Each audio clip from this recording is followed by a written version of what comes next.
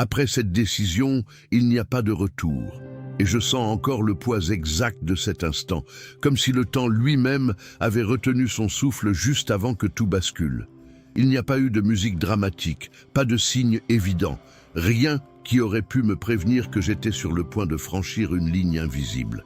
C'est ça, le plus troublant. Les choix qui changent tout arrivent souvent en silence.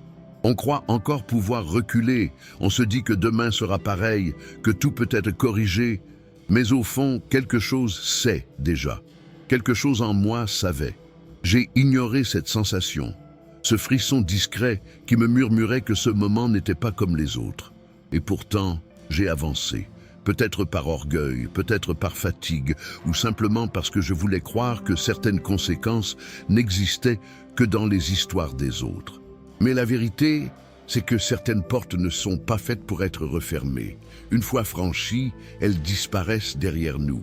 Et ce qui me hante aujourd'hui, ce n'est pas seulement ce que j'ai fait. C'est de savoir que j'ai eu une seconde, une seule, où j'aurais pu faire autrement. Une seconde où tout était encore possible, et je l'ai laissé passer. Le temps est cruel de cette façon. Il ne crie jamais, il ne nous arrête pas, il ne nous supplie pas de réfléchir.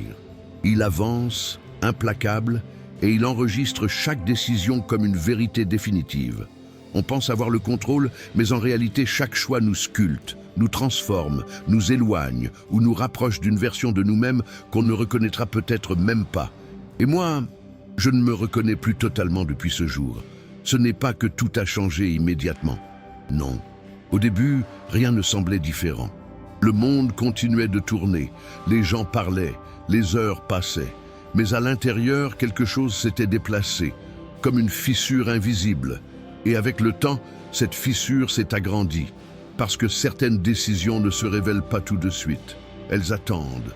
Elles s'installent doucement dans notre réalité, jusqu'au moment où il est trop tard pour prétendre qu'elles n'ont rien changé. Et c'est là que j'ai compris qu'il n'y aurait pas de retour.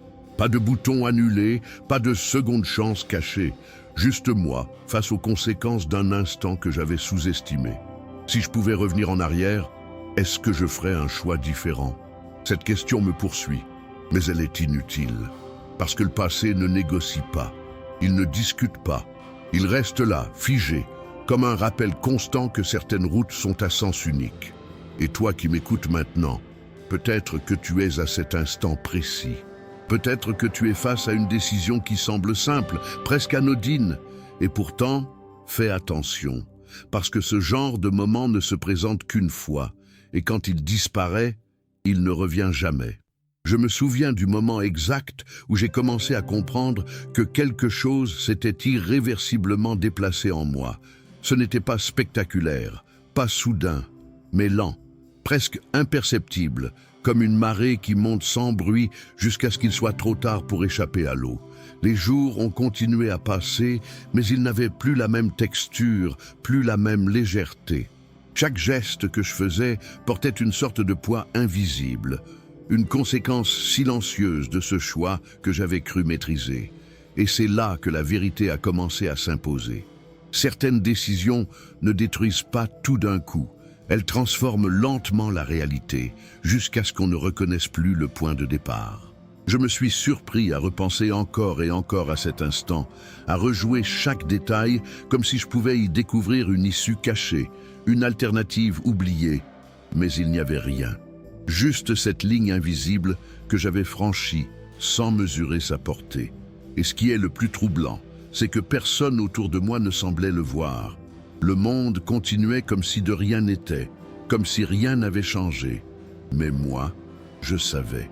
Je sentais que quelque chose s'était refermé derrière moi, comme si une porte avait claqué sans bruit, m'enfermant dans une version de ma vie où le retour n'existait plus. J'ai essayé de me convaincre que j'exagérais, que tout pouvait encore s'arranger, que le temps finirait par effacer les conséquences. Mais le temps ne répare pas ce genre de choses. Il les grave. Il les rend réels, solides, impossibles à ignorer. Et plus les jours passaient, plus cette évidence devenait claire. Je ne pouvais pas revenir en arrière, mais pire encore, je devais avancer avec ça, avec cette décision qui désormais faisait partie de moi. Il y a une différence entre faire un choix et devenir ce choix, et c'est exactement ce qui m'est arrivé. Je ne pouvais plus prétendre être la même personne parce que la personne que j'étais n'aurait peut-être pas fait ce pas. Et cette réalisation, elle est brutale. Elle vous oblige à regarder en face ce que vous êtes devenu, sans filtre, sans excuse. J'ai commencé à remarquer des choses que je n'avais jamais vues avant, des conséquences indirectes, des réactions en chaîne que je n'avais pas anticipées. Une parole que j'avais dite, un geste que j'avais posé, et tout s'était mis en mouvement. Comme une pierre jetée dans l'eau, les cercles continuaient de s'étendre bien au-delà de ce que j'avais imaginé. Et chaque onde me rappelait que tout avait commencé à cet instant précis. Alors, je me suis posé une autre question. Pas « est-ce que je peux revenir en arrière ?» mais « est-ce que je suis prêt à vivre avec ça ?» Parce qu'au fond, c'est la seule vraie question après certaines décisions. On ne choisit plus entre avancer ou reculer. On choisit entre accepter ou fuir. Et fuir ne change rien. On peut détourner le regard, remplir ses journées, s'occuper l'esprit. Mais au fond, ça reste là, présent, silencieux, inévitable. Et toi, si tu es encore avant ce moment, si tu es encore à cette seconde où tout peut basculer, alors écoute bien ce que je te dis. Il y a des choix qui semblent petits, presque insignifiants, mais qui contiennent en réalité une direction entière, une trajectoire. Et une fois que tu t'y engages, tu ne peux plus prétendre ne pas savoir. Le temps ne te demandera pas si tu es prêt. Il avancera quand même. Et quand tu regarderas derrière toi, il se peut que tu ne reconnaisses plus le chemin que tu as laissé. Et c'est seulement maintenant, en regardant tout ce qui s'est passé depuis, que je comprends l'ampleur réelle de ce moment. Ce n'était pas simplement une décision, c'était un point de rupture, un instant où deux versions de ma vie se sont séparées pour ne jamais se croiser à nouveau. Il y avait celle que j'aurais pu vivre et celle que je vis aujourd'hui. Et même si je ne pourrai jamais connaître l'autre, je sens parfois sa présence comme une ombre silencieuse, un rappel de ce qui aurait pu être.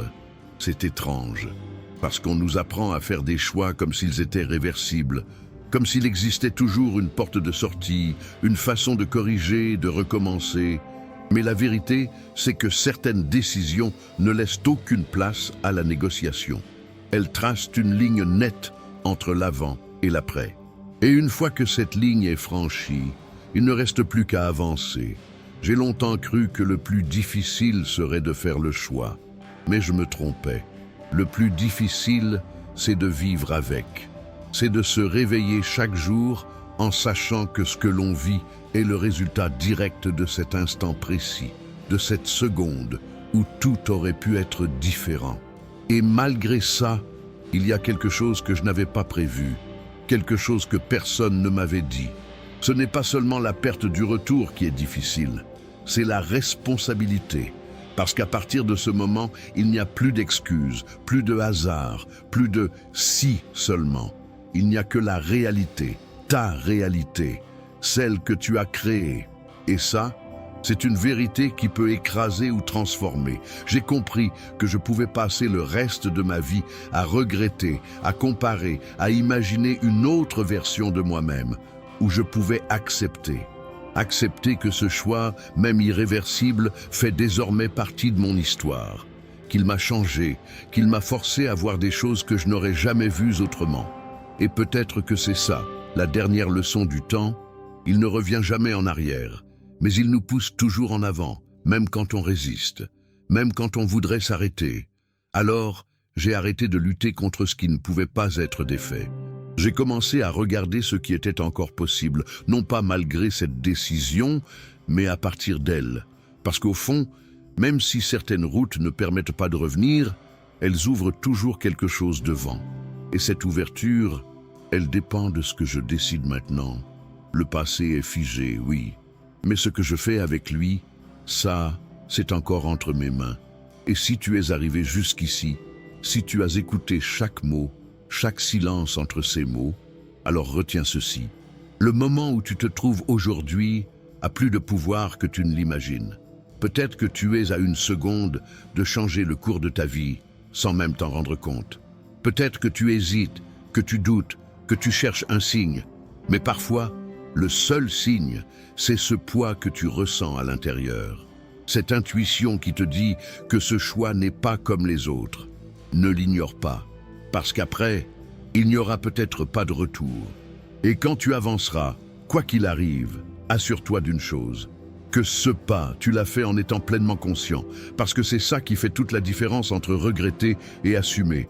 Et une fois que tu comprends ça, même un chemin sans retour peut devenir un chemin qui a du sens.